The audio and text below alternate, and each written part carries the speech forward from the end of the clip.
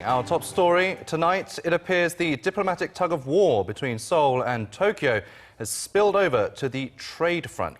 Following Japan's move to curb high-tech material exports to South Korea, Seoul has summoned the Japanese ambassador to lodge a formal complaint.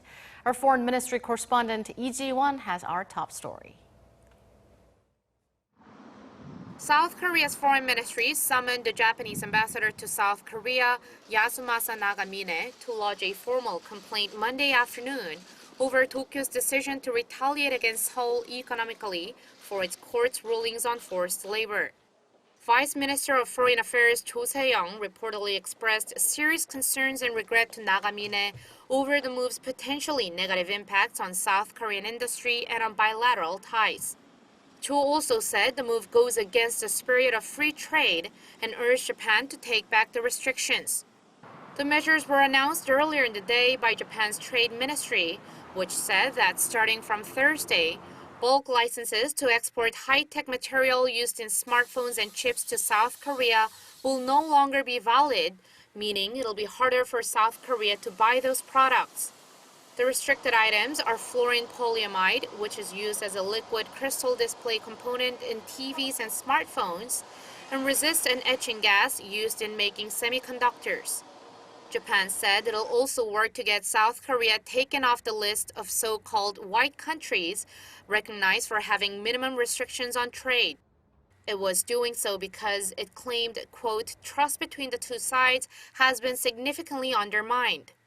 Tokyo had threatened Seoul with such measures numerous times, but this is the first that has actually taken them. Based on Tokyo's past statement, the sanctions are apparently in retaliation for the South Korean Supreme Court's decision last year to order Japanese companies, including Nippon Steel and Sumitomo Metal Corporation, to compensate the Koreans used for forced labor when Korea was under Japanese colonial rule. Japan has been insisting that it had already paid compensation when the two sides normalized their ties in 1965, but Seoul's top court said the bilateral agreement between the two governments does not take away individual rights to reparations. After months without action from the Japanese side, Seoul's top court froze the Japanese firm's assets in South Korea and is waiting for a response from the firms before selling them off. While Japan's Deputy Chief Cabinet Secretary says the restrictions are not a retaliatory move, international and even some Japanese media say the measure is a step too far that directly contradicts the Osaka Declaration agreed at the G20 summit just last week, which advocates free and fair trade. Lee Ji-won, Arirang News.